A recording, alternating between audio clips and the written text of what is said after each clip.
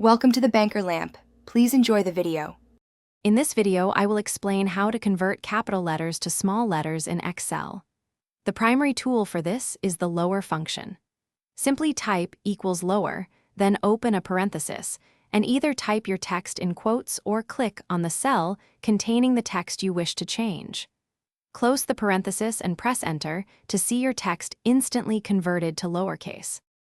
Once you've applied the lower function to one cell, you can easily extend it to an entire column or row. Just drag the fill handle, the small square at the bottom right of the cell, to apply the formula.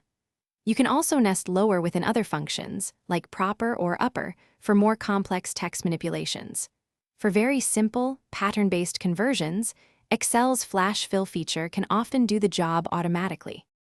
When dealing with text that includes numbers or special characters, the lower function still works seamlessly, converting only the letters.